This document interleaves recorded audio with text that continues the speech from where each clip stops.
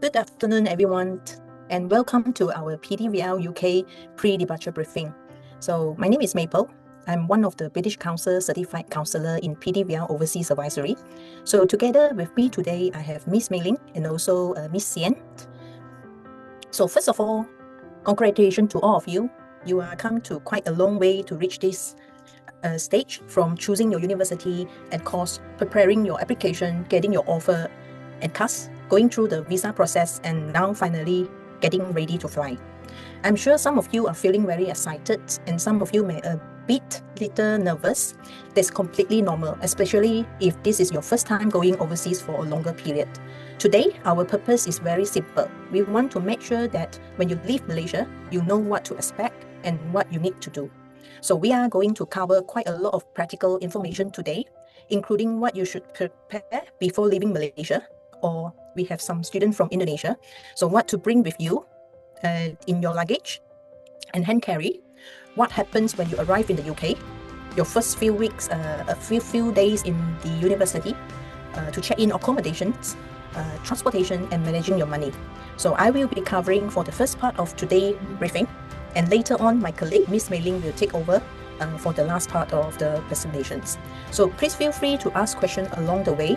Don't worry about asking something that you think is too simple, or if you are wondering about it, there will be a good chance for you to ask this through this briefing. So either you can unmute yourself or you can type it into the chat box. Okay, so let's start with the things that you should prepare before leaving Malaysia. So at this stage, I would strongly recommend that you don't wait until the last few days before your flight to start checking everything. There are some things that may seem small, but if you miss them, that can cause unnecessary stress when you arrive in the UK. So let's go through them one by one now. Okay, first, please make sure you have completed everything required by your university within the deadline given. Your university should have provided you with important information about what you need to do before and after arriving in the UK. This may include things like online enrollment. So you might receiving the email from the university to do the pre-enrollment task. So they might requesting you to upload your e-visas or the visa approvals before you fly to the UK. So then they will send in the arrival instructions. You get ready your accommodations, contracts or tenancy, managing your money, health, well-being, and support services. So my advice is please don't just receive the university email and leave it unread. Sometimes universities send quite a lot of information through email, so students may feel that they can actually read it later on, but please don't do that. So you should have read through every single email sent by the university to you. Okay, but some of this email may contain important deadlines and also instructions. So before you fly, I suggest you to go through your university email carefully and make sure you understand what you expected to do. And most importantly, keep a copy of your offer letter, CAS, and your university contact details with you. Next, now let's move to traveling to the UK. So for many of you, this may be the first time you are traveling to the UK alone. So the flight itself is usually not that difficult part. What is the most important? Making sure that you organize. You organize before you get onto the plane. So let's talk about what should you pack, and equally important, what should not pack. So next, on this section, we are going to look at three things. So what should you should put into your main luggage, your big luggage, what you should keep in your carry-on luggage, which is the check-in luggage, and what you should not bring to the UK. So the important one I would like the student to remember is don't overpack. So as long as your luggage allowance is like 25 to 30 kg, so you just pack within the allowance kg. So I know some parents might be thinking my children is going overseas, so better I pack everything. So and basically, we won't ask you to do that because honestly, you can buy many things in the UK. So focus on the things that you must bring. For example, the documents, important documents, medications, suitable clothing, and the things that may be difficult to replace immediately. Okay, so let's start with your main luggage, which is the check-in luggage. So the first thing is to think about is clothing. Please don't pack based on what the weather is like in Malaysia. So for example, you bring along many sleeveless shirts or t-shirts. Don't do that, because in UK we have 4 seasons, so the weather can be very different depending on when and where you are studying. So for example, autumn can be quite mild. So during September to October, the month, it can be wet and windy. So during November to January, during the winter time, can be very cold, and some area may experience freezing temperature, and some places might be snow. So student will advise to bring 1 to 2 pieces of winter clothes to cover during the winter period. Okay, come to springtime, can be unpredictable in the UK, so there might be some rain, shower, while summer sure will be warmer compared to autumn and spring. So before you pack, check the weather forecast for the specific city where you are going to live. So I also recommend you to bring a few sets of formal or traditional clothing, so you won't know when you will need it to attend to the university events, perhaps doing presentations or formal dinners or cultural events, or attend for the interview. So you need to bring at least one formal wear to the UK. So, and if you take regular medications, make sure you bring enough for your immediate needs and keep it properly organized. So you can arrange the prescription in the UK after you registered with a GP in UK. So for example, some students might have some food allergic or any. So basically they can actually bring along the medications together with the prescription. So whenever you have run out the allergic medicines in the UK, you still have the doctor prescription to show to the pharmacy and to purchase the medications. Okay, so this will be the packing in the main luggage, the check-in luggage. Next.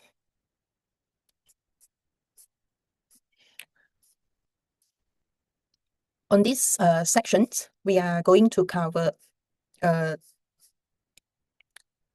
for the packing in the carry-on, or we call the small luggage that you're not going to check in, carry luggage. So this is the most important for the slide for today. There are certain things that I strongly recommend you to keep on in the carry luggage rather than to put into the check-in luggage. Why? Because all these documents will be used throughout when you're passing through the UK immigration.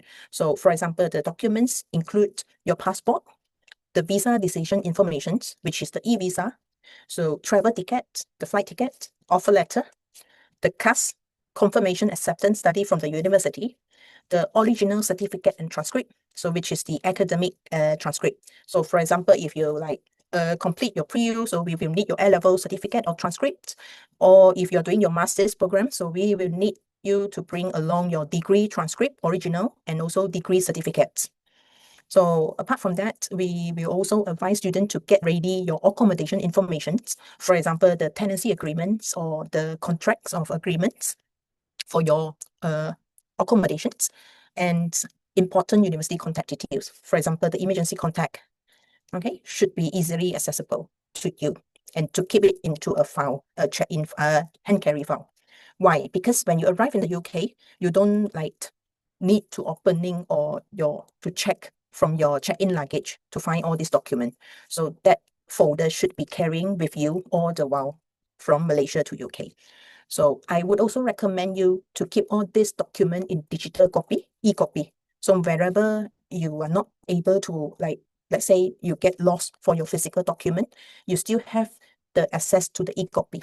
Okay, so don't forget to also having some cash with you, which is you can use it immediately when you arrive. You don't need to bring a large amount of the cash, but just enough for your first few days expenses. Okay, next. When we come to the e-visas, understand that some of your, student here, they are already applied for visa. Some of you already get the visa approved. So from the slide, you can see the first pictures, which is showing that students have granted the visa. So then we will advise students to register with the UKVI account to get the e-visa. So which is the second pictures. So student will need to register with the UKVI for the e-visa and get the share code before you depart to the UK. So this is very important because e-visa is basically linked with the UK immigration status. It shows your immigration status conditions attached to your visa. For example, whether you are permitted to work or study in the UK. So now the UK VI is actually moving towards digital immigration status. So that's why we have to register to get the e-visa copy and make sure you can access to this UK VI account all the time. Okay, before traveling, also, please don't assume that everything will be automatically be fine. So you make sure you get ready all this document and save it in your phone. So whenever you pass through the immigration, you are able to show the e-visa to the immigration officer. Okay, so next. Now, just as important as knowing what to bring. So now we are going to cover what not to bring to the UK. So there are items that basically prohibited and restricted when entering to the UK. So this slide will be giving you some examples, such as drugs, weapons, pepper spray, counterfeit goods, and certain food products, which is banned items. Also, one thing I want to highlight, especially for Malaysian students, is food. So sometimes students might think, oh, I'm going to overseas.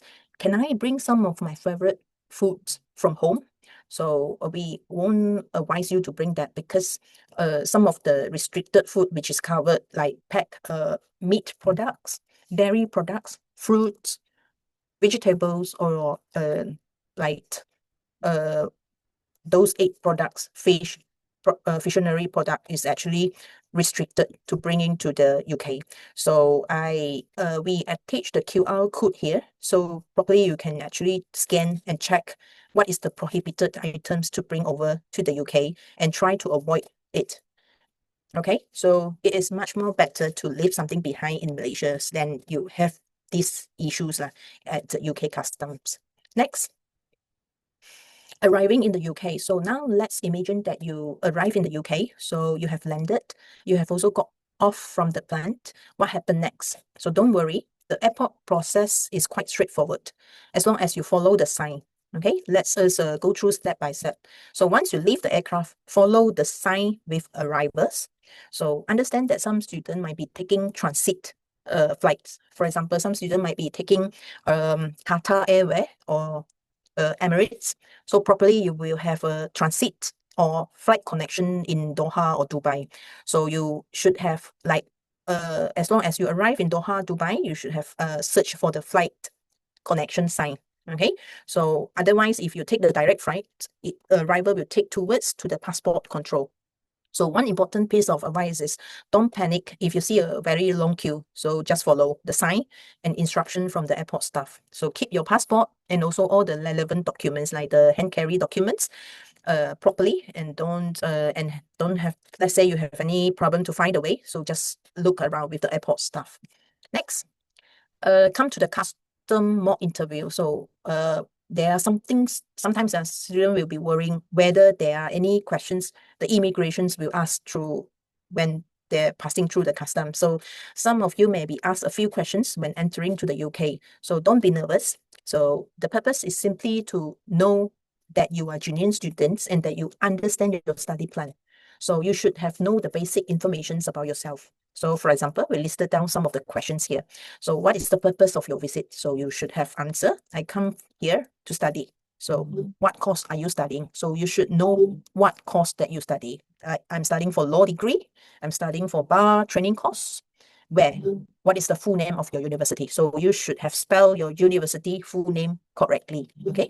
Where is your university located? So at least you know where your university city is. Like, for example, some student like joining, let's say, just now I saw one student write BBP University in Manchester campus. So you can say, I will be studying law degree, law program or bar program in BBP University, which is located in Manchester City. Okay.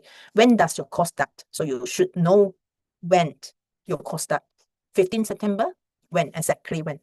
Where are you staying? So are you going to stay with the hall of residence? Are you going to stay with private accommodations? So just keep, since you are bringing your accommodations agreement, so you can show to the officer where you stay. And how are you going to get there? Are you getting the public transport to the city, or are you going to have an airport pickup from the university? So just get ready the informations. And what do you plan to do after completing your study? Are you going to apply for graduate visa? Are you coming back to home country, or are you planning to work in the UK? So yeah, just give your plan. Okay, these are things that you should already know. So before, passing to, okay, don't memorize a script words for words. Just like make sure you understand your study plan and also like answer confidently. That will be okay. Okay, so next. So after the immigration or passport control, you will proceed to collect your luggage. Okay, once you have collected your luggage, you will go through the custom. So there are different lands depending whether you have something to declare. So if you don't have any ban or restricted goods, you can use the appropriate land, so which is a green color. So you don't have anything to declare. But if you have something to declare, for example, you bring too much of cash, or you don't know whether the things are been restricted, so you can ask the airport staff before you go into the red color land. Okay, so it is always better to ask them to make sure you are not going to the wrong one. Okay, so next, getting to your place of study. So before you fly, please make sure your university know your travel plans if they require information. So understand that some university might be contacting you right after you submitting visa. So whenever you have got visa approved, please let your consultant know, PDVL consultant, and they will email to the university to inform the status of your visa. So for example, your visa approved, your visa still pending or whatever, but then for departure to UK, make sure that you already granted your visa. Okay. Also check whether your university offers an airport pickup service. So because some university they do offer airport pickup service during the first week orientations. So they know that international student arrival during these few days. So they arrange a free airport pickups in certain airport, international airport. For example, some like UWE, they do offer airport in from London Heathrow. So student can register to get this service. And then there are coaches or bus will be waiting student in the airport, pick up student and then bring student back to the university accommodation. Okay, so if there is a airport pickup service, do it, arrange it, book it early in advance. Okay, and if something unexpected happens, for example, your flight is delayed or you cannot find your transport, so at least you keep some university emergency contact, so you know who you should contact whenever there is something happened like emergency. From transportation, many taxis or public transport services that can actually accept a card. So if you need some cash, you can actually withdraw whenever you arrive, in the airport. So from the ATM, okay? So some student might be applying for, because understand you haven't got the UK bank account, you also have not got UK bank card. So sometimes student will be pre-applied. I'm not sure whether you know about Wise card. So that is the debit cards that student can actually apply now, even if you fly in September, get this card in advance. You bank in some money, like convert to pounds. Then whenever you fly to UK, you can use that card as like temporary cards to before you get the UK bank debit card. So don't wait until you land, then only start thinking about how you are going to travel to your university. So get it planned before you depart to the UK. Next. First week. Now we are moving into something more exciting. So your first week at the university. So first week can feel a little bit overwhelming because everything is new. So new campus, new classmate, new timetable, new city. And for some of you living away from your parents for the first time, so don't feel that you need to understand everything immediately. Take your time and use the support available to you. Okay, so if you come across any problems whenever you arrive, seek for the support from the university. Otherwise, you can still come back to PDVL consultant to seek for the advisor. Okay, next, during the first weeks, there are several important things you should complete. First, complete your registration and enrollment. So understand also some university already share pre-enrollment tasks for students. So check your email, done the pre-enrollment, registered. Some university might ask you to create your university email. So do it, follow the university email instructions. So whenever you arrive, so during the first week, you have to complete the physical registration and also enrollment with the university. So then get your timetable during the first week as well and find out where your classes are. Okay, so you will getting some like campus map or whatever. So you will get to know like where is the classes and where are the places like lecture hall, library, or all these things. So you will get familiar with the campus during the first week. You will also have the opportunity to meet your personal tutor and also learn how the university library and academic system work. So during the welcome week, or we call the first week, you may also have the opportunity to register a GP. GP is like a doctor, and also request a bank letter. Okay, so mailing will be covered later on for the opening bank account. So don't forget to look also at the different club and society. So every university, they do have student unions, club and different club and society. So fully utilize this. University is not only attending lecture or completing assignments. So get involved in all these club and society activities is basically opportunity and also the best way for you to meet people and also make friends. Okay, next, arrival days. So many university will have a designated arrival or welcome days, especially for international students. So if your university offer this, like I mentioned just now, airport pickup service and also orientation fresher week, I strongly encourage you to attend. So for example, you get the offer letter from the university, you know the course start date. So normally the course start date is the dates that students should have been arrived in the university, and then throughout the first week will be the fresher week, or we call orientation week. So no classes conducted throughout the weeks. You will have different activities and different registration to have to do throughout the week. So it is a great opportunity to meet other international students and understand how the university work throughout the first week. So if you are staying in the university accommodation, so throughout the arrival, so straight away go to the accommodation and then meet the accommodation officer team, get your room key from the day you arrive. So remember, always bring your tenancy agreement. So in case you do not know which hall been assigned to you, so you can always refer to the tenancy agreement. So for registration wise, the enrollment wise, we will need you to bring your original passport as well as all your original academic documents. For example, your transcripts, certificates, IELTS, IELTS certificates, all the documents. Okay, original documents. So it may seem like a lot to carry, but it is much better to have documents with you than realize that you left it something else important at home. So bring all this together to UK. Okay, and make sure you make a copy of it. Okay, next. During registration, you may be asked for your passport, visa information, original academic certificate, transcript, like I mentioned just now. So you may also need your payment receipt, course confirmations like CAS. Another things that students sometimes overlook will be the contact informations.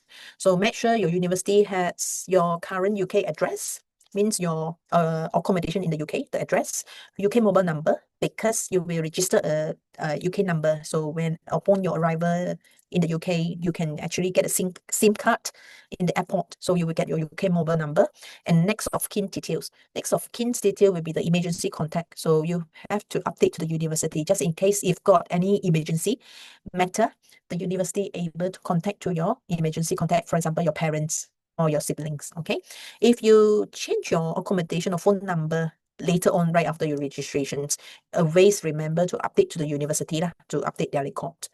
Okay, next, living in the UK. So now let's talk about everyday life in the UK. So studying overseas is not just about your classes.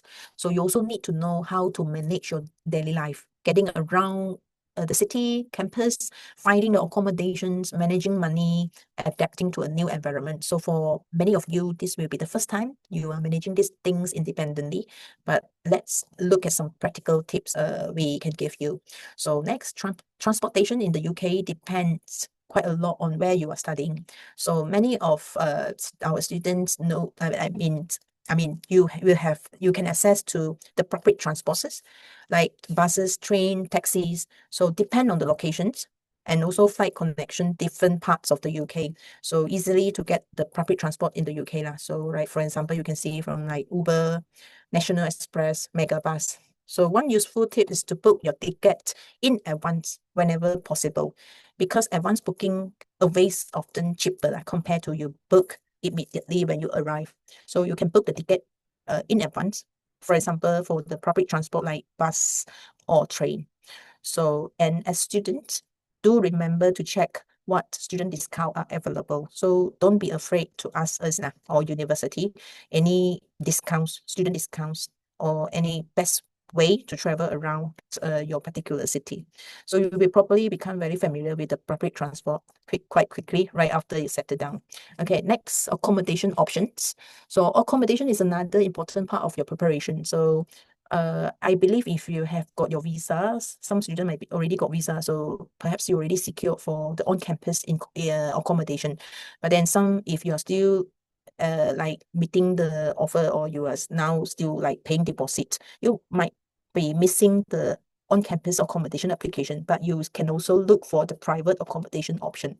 So my advice is start thinking about accommodation as soon as you accept your university offer. Don't leave it like last minute, like next week you want to fly and depart to UK. Next week only you apply for accommodation. No, you should have planned and applied early. So don't leave it until the last minute. And before signing any private accommodation agreements, make sure you understand the rental terms, payment arrangement, and what is included in the rent. So for example, so this, let's say you are applying for the private one, so the rent, like for example 200 per week. So under this rent, what covered? Is it bills is covered, Wi-Fi is covered? So make sure you understand the terms and conditions, then only you sign off the agreement. Okay, next, managing your finance. Now let's talk about something that I think both students and parents are very interested in, money. So when you go to the UK, you will need to have a realistic budget. So your expenses will depend on where you study, what type of accommodation you have, and how often you travel, and your personal lifestyles. So I always tell students, don't only budget for your tuition fee and accommodation. So you also need to consider food, transportations, mobile phones, personal expenses, social activities, and also unexpected expenses. So the good news is that the card and also contactless payments are very common in the UK. So this means that you don't need to carry a large amount of cash with you as long as you bring the card. So you can spend it in restaurants, shops, and also public transport with the card. Next, cost of living. According to the UK VI guideline, students should expect to budget approximately 1,171 to 1,529 per month for rent, bills, entertainments, and other living expenses. So this, of course, your actual spending can be higher or lower depending on your lifestyle, your spending habits, as well as where you live. For example, some students living in central London. So for example, the university you are applying or you're studying is located in London. So the expenses may be higher compared to someone like studying in another city or outside of London. So please don't look at this figure as money that you must spend every month. Some students might be spending lesser. It will be depend on your, depend on your spending habit. Some students like can cook themselves, they will spend less, like they just buy some ingredients, food ingredient, instead of eating outside every day or order food delivery every day. Okay, so instead use it as a guide when you're planning your budget. Okay, as remember to make sure you use of some of the student discount. So student discount also will be covered by Miss Mailing later on. So there are a few student discount available for student to use that. So the NUS card, ISIC, and Rail card can help student to save more in shoppings, foods, and also travel. Okay, next. Finally, on these sections, we have some websites that can be useful when you are looking for student deals and way to manage your expenses. So I would encourage you to explore this website once you're in the UK. The bigger message here, so I would like to share, is you don't have to spend a lot of money to enjoy your student life, but then learn to compare prices, use the student discounts, book travel in advance, and plan your spending. Okay, so these small habits basically will make a big difference over the course of your studies. Okay, so that bring me to this end of first part of our pre-departure briefing. So we have covered quite a lot so far. So what you need to prepare before leaving Malaysia, what to pack, what to expect when you're arriving in the UK, and your first few days at university, accommodation, transportation, and managing your finance. So I hope this has given you a better idea of what to expect and hopefully make you feel a little bit more to prepare for your journey. So, but we are not finished yet. So there are still some very important topics that you will need to know before you start your UK journey, including the bank account, student life activities, healthcare, personal safety, part-time work if you wish to work part-time, studying in the UK, and the important visa informations. So for the second part of today's briefing, I would like to hand over to my colleague, Miss Mei Ling, so who will take you through the remaining sections for the presentation. Mei Ling, over to you. Thank you, Maple. Thank you, Maple, for the first sections and for sharing all the important information with everyone. So, hi, everyone. Good afternoon. I'm Mei Ling, and I will be taking over the second part for today's pre-departure briefing. I'm going to share you more on some practical aspect of living and studying in the UK. So later on, we will talk about things that you will actually experience once you arrive, such as opening a bank account, student life, food and transportations, student discount, part-time work, university support, healthcare, personal safety, etc. So some of these things may sound quite straightforward, but once you actually in the UK, knowing what to do can actually make your first few weeks much easier. So rather than making it this too formal, I will try to share some practical advice and tips that can actually hopefully make your transitions a little bit more smoother. And please feel free to ask any question along the way. If there's something that you are unsure, just ask, especially if something you are concerned about before traveling. So without delay, let's get started. So if you are studying in the UK for more than 6 months, you should be able to open a bank account, UK bank accounts. So once you have a UK account, your family can transfer money to you more easily. So if you permitted to work, you also need a UK bank account to receive your salary. So, but always remember, don't carry or keep large amount of cash. But it can also take some time to open a bank account when you first arrive. So make sure that you have enough money that available for your immediate expenses. Okay. So next, opening a bank account. When you completed the university's enrollment, you can normally request a bank letter from the universities. So you will need the bank letter together with the passport. 2 items to open the UK local bank account. So please be patient because receiving your physical debit card can take up to 2 weeks. So in the meantime, most shops, restaurants, or cafes, they actually can accept card payment. For the first few days, I recommend having an existing online bank card or another payment method that you can use immediately after arrival. So this will make your first few days much easier. Next, culture and leisure. Okay, so university life is not just about studying. Most of the UK universities have clubs, societies, and also sport facilities and students' teams. So your student unions also organize a lot of activities, social activities and events. Some universities even have cinemas or other entertainment facilities on campus. So when you arrive, don't just focus on your lecture. Have a look at what your universities offer and find something you really enjoy. So next, outside the universities, there is a lot more to explore. The UK have museum, theatre, music venue, festivals, and also cinemas. And of course, sport is a very huge part for British culture. Whether you are interested in football, tennis, rugby, or another sport, there are plenty of options or opportunity for you to experience. So you're going to be living in a different country. So take the opportunities to explore. Don't spend the entire year only traveling between your accommodation and your classroom. Okay, so we are going to talk about food and drinks next. Some students might worry about whether they might be able to find any food that they like in the UK. The good news is actually there's a huge variety of international food available.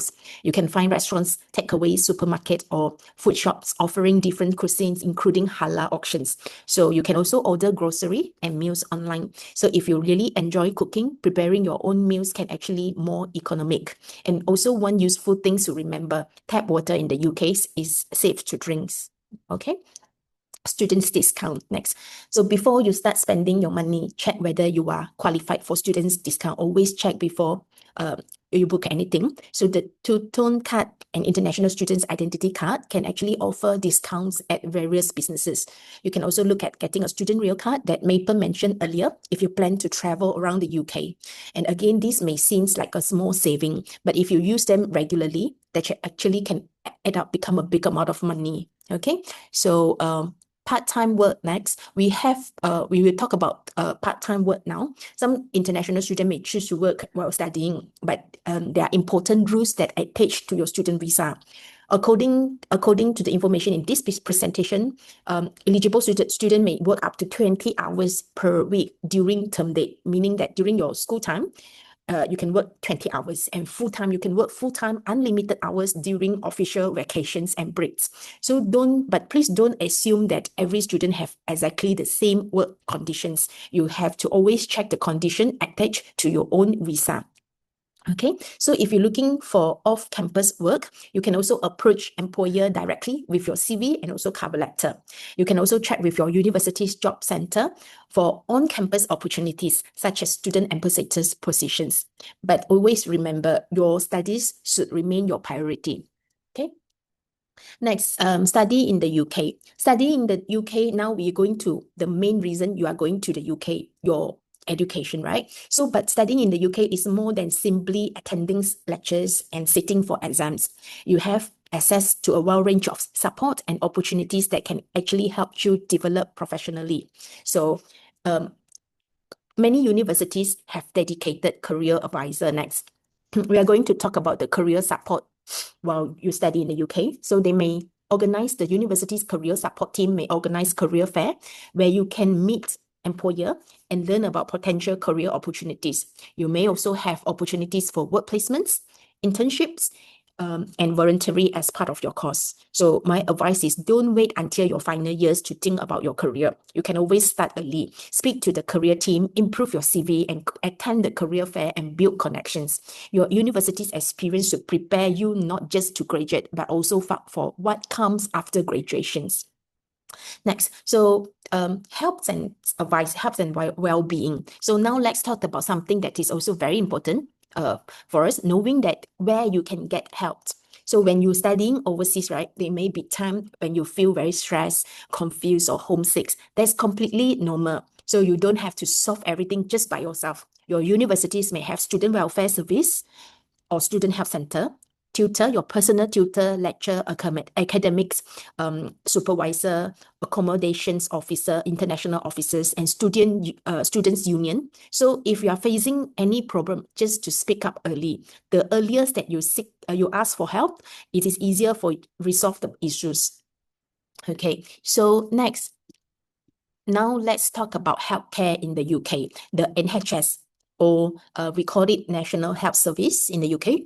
NHS provides healthcare services to all the international students. So as part of the visa process, eligible students pay for immigration help such as the IHS.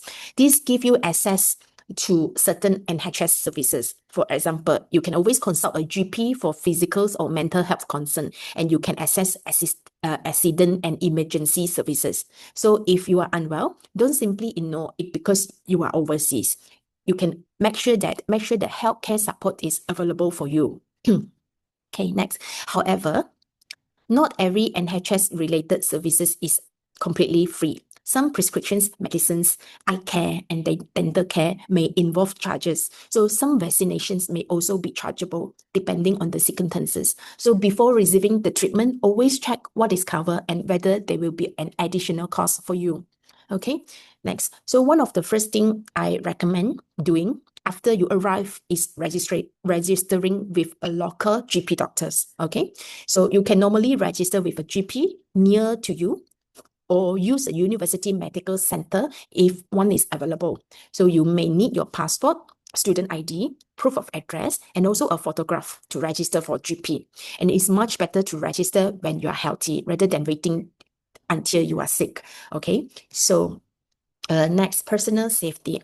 So now I'm going to talk about personal safety. I don't want you to be frightened, but I do not want you to be sensible. So save this emergency number in your phone. In an emergency, call 999. Okay, this number can be used for police, fire service, and also ambulance. For non-emergency police matter, you can call 101. And for non-emergency medical advice, you can call 111. Okay, so please save this number before you leave Malaysia. And hopefully you will never need them. But if you do, at least you know exactly what to do. Okay, so next, stay well at universities. Finally, let's talk about looking after yourself. First, register with a local GP and also dentist. But staying healthy is not only about going to doctor. You also need to look after your daily lifestyle. So get enough of sleep, eat properly, and try to have a balanced diet and include fruits and vegetables. Try not to rely on fast food simply because it is convenience, and cooking at home can be healthy and also cheaper. So always remember that mental health is also part of your overall well-being. And if you feel stressed, lonely, or overwhelmed, reach out for support. You are not expected to manage everything just by yourself. Okay, so next we are going to talk about UK student visa. Now we are going to cover some important visa information. So even after you arrive in the UK, you still have responsibilities as a student visa holder. So you will need to understand the visa condition and make sure that you comply with them. Your visa is not simply a document that allow you to enter to UK. It comes with conditions that you will need to follow. Okay, next. So one important point is when you can travel to the UK. So according to the information we receive up to date in these presentations, if your course lasts less than 6 months, okay, you can travel up to UK 1 week before the course start. If your course lasts more than 6 months, then you can travel up to 1 month before the course start. So, but always remember one important rule: do not travel to UK before the start date permitted by your visa. So always check your own visa information before making the booking for your flights. Okay, so later on, we will also cover graduate route visa. So it is like normally what happened after your graduation. So some of you may already be thinking about whether you can stay in the UK after completing your studies. So the next slide, we will include the graduate route visa. But please remember, the immigration rules can change. So when you eventually graduate after 1 or 2 years, you should always check the latest official UK government's requirement rather than just relying on the information that we provide today. Okay, so graduate route visa next. The graduate visa provides an opportunities for eligible graduates to work in the UK without requiring sponsorship. So the presentation currently stated it is 18 months, the duration for graduate route visa for student holding a bachelor or master degree holder. So, and it will last for 3 years if you have completed a PhD programs. So to qualify, there are specific requirements. For example, you need to be in the UK, hold a qualifying student or Tier 4 visa, have completed an eligible UK qualification for the required period, and your education provider must have reported your successful completions to the Home Office. So that's not something you should automatically assume that you will receive. You will always have to be checked when you actually graduate. Okay, so if you eligible and decided to apply, the application is made online through the UK government website, gov.uk. You will need to prove your identity. Depend on your circumstances, you may be able to use a UK immigrations to check the ID check application to apply with your passport or e-visa. Then you will sign into your existing UKVI account or create a new one if required. Then continue with the check. They will making a decision. UKVI will making a decision. If approved, you will receive a digital immigration status confirming your right to live and work in the UK. So let's say if you cannot use the apps to verify your identity, you will need to provide biometric at UK VCAS application center. Okay. So next, before we finish everything, okay, I would like to leave you a three simple piece of advice. Okay. Number 1, don't overpack. Bring what you need, but remember that you can buy many things in the UK.